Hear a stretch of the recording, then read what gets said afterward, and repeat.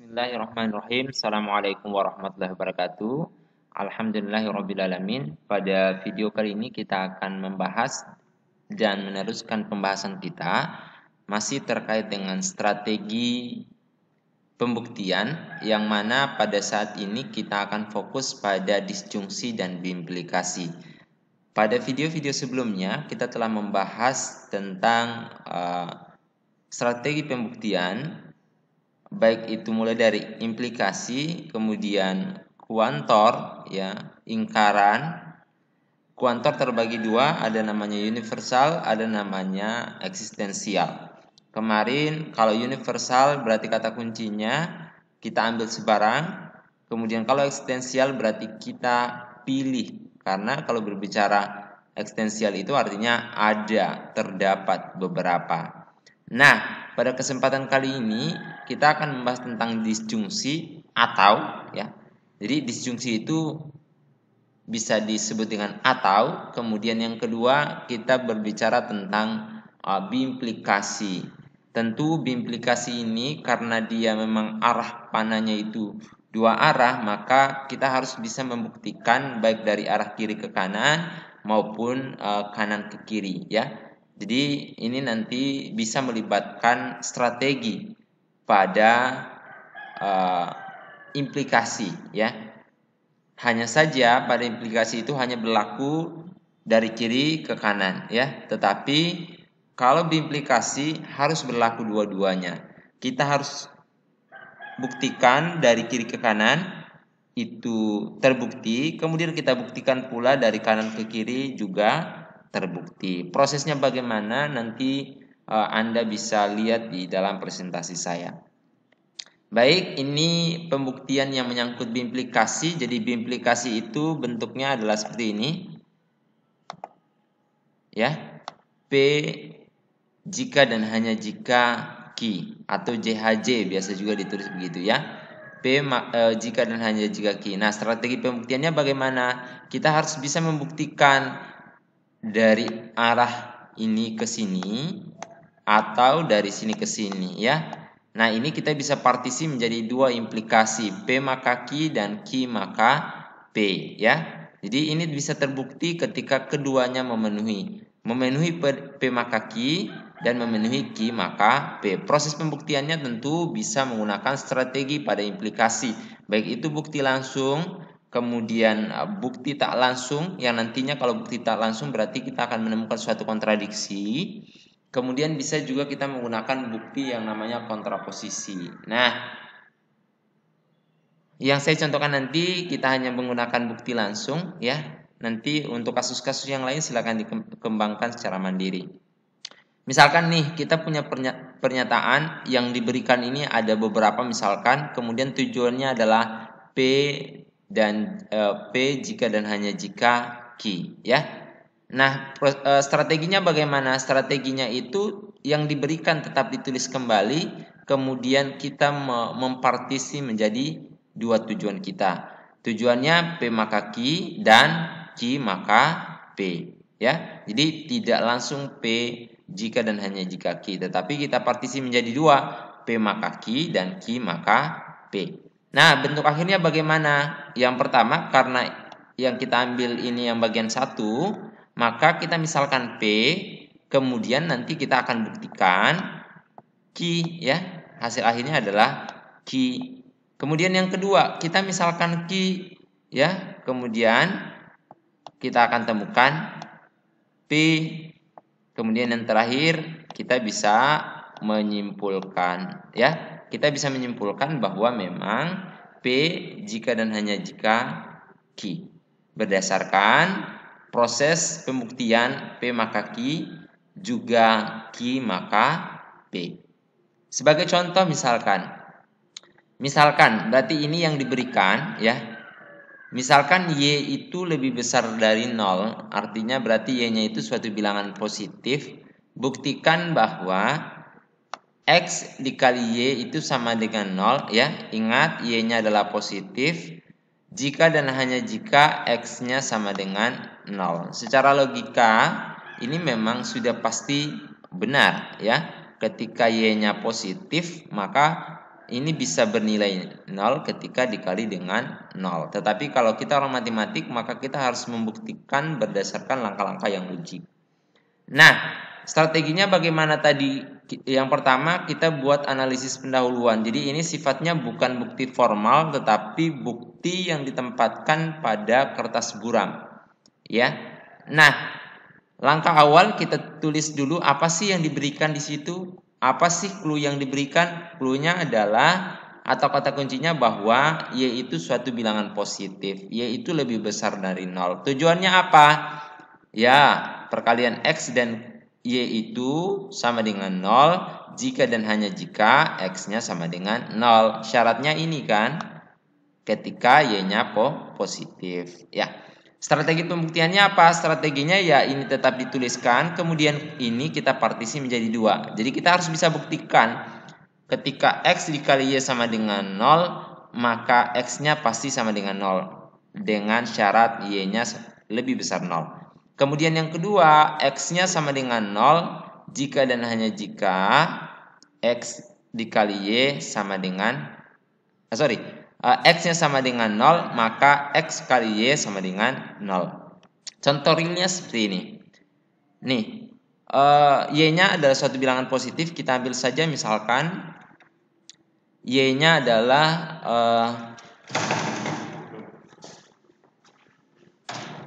1 misalkan. Y-nya sama dengan 1, maka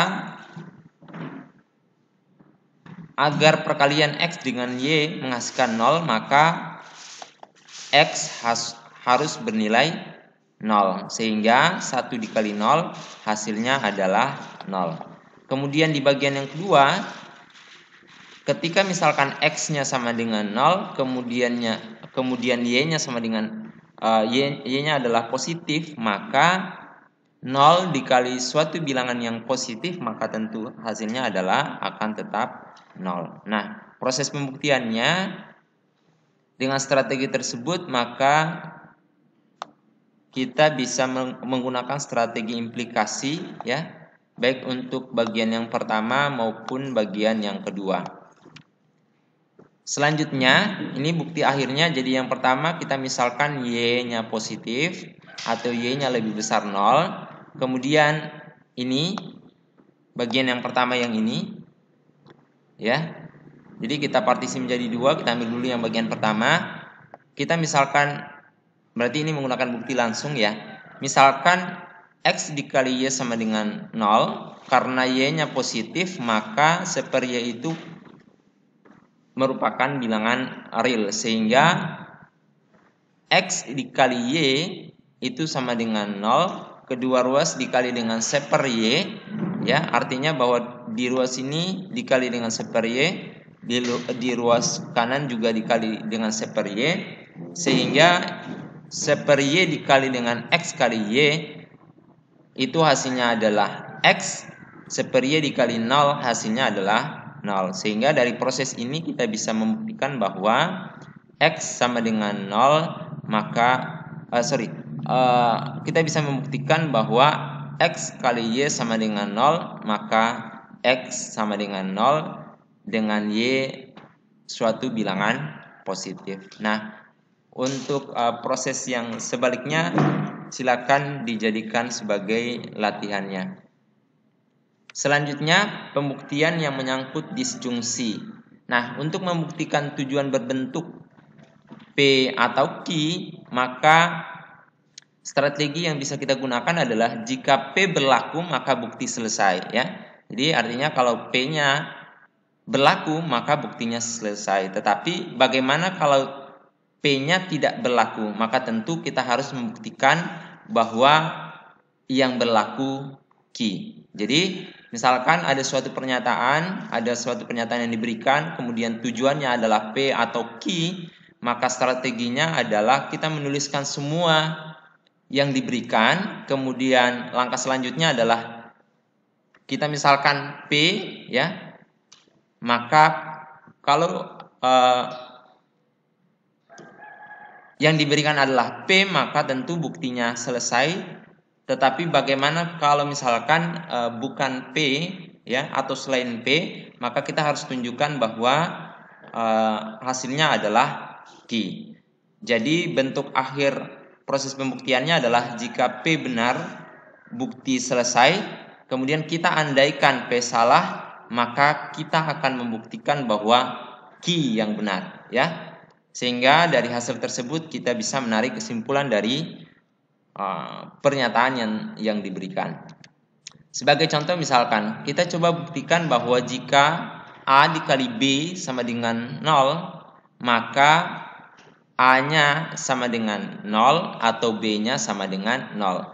Kalau kasus yang pertama tadi kan ada syarat lain, ada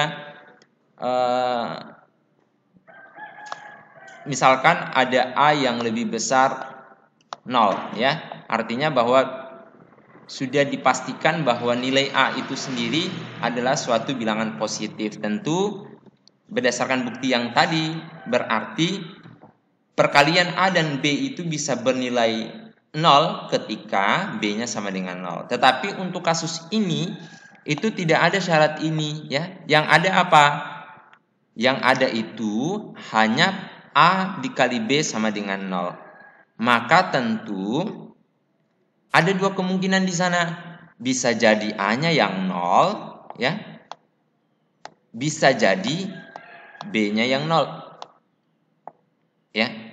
Bahkan bisa jadi dua-duanya, tetapi sebenarnya untuk menunjukkan ini kita cukup menunjukkan bahwa kalau bukan A-nya yang 0, ya B-nya yang 0. Nah, itulah yang namanya proses pembuktian yang menyangkut disjungsi, ya. A-nya sama dengan 0 atau B-nya sama dengan 0. Nah, prosesnya seperti ini. Ini yang diberikan adalah A kali B sama dengan 0. Tujuannya A sama dengan 0 atau B sama dengan 0. Strategi pembuktiannya bagaimana? Seperti yang saya sampaikan tadi, bahwa kalau yang diberikan A dikali B sama dengan 0, ya, A dikali B sama dengan 0, maka B ketika A-nya sama dengan 0, maka bukti selesai, ya. Ketika A-nya tidak sama dengan 0, maka tentu harus kita buktikan B-nya sama dengan 0. Baik, ini bukti akhirnya. Misalkan, ya. Jadi kita misalkan bahwa A dikali B sama dengan 0. Jika A-nya sama dengan 0, maka tentu bukti selesai karena 0 dikali dengan bilangan apapun hasilnya pasti akan 0. Tetapi bagaimana jika A-nya tidak sama dengan 0? Maka 1/A itu suatu bilangan real, sehingga, ya, A kali B sama dengan 0, kedua ruasnya kita kali dengan 1/A, berarti 1/A dikali dengan AB, ya. Ini sama dengan 1/A dikali dengan 0, tentu ini hasilnya pasti 0, yang ini, ya. Kemudian 1/A dikali dengan AB pasti hasilnya adalah B, ya. Dari proses ini kita bisa membuktikan bahwa ketika A-nya sama dengan 0 itu bukti selesai, pernyataan itu benar. Ketika A-nya tidak sama dengan 0, ternyata kita peroleh bahwa B-nya sama dengan 0. Jadi jika A dikali B sama dengan 0, maka A-nya sama dengan 0 atau B-nya sama dengan 0. Sekarang sebagai latihannya silakan dibuktikan. Untuk misalkan kita ambil B-nya yang sama dengan 0, kemudian jadi di sini diganti B sama dengan 0, di sini kemudian diganti dengan B tidak sama dengan 0. Apakah berlaku kalau misalkan B-nya sama dengan 0, tentu bukti selesai. Ketika B tidak sama dengan 0, apakah juga berlaku A sama dengan 0? Baik, itu yang bisa saya jelaskan terkait dengan materi strategi pembuktian matematika. Mohon maaf atas segala kekurangan. Akhirul kalam, wabillahi taufiq wal hidayah. Assalamualaikum warahmatullahi wabarakatuh.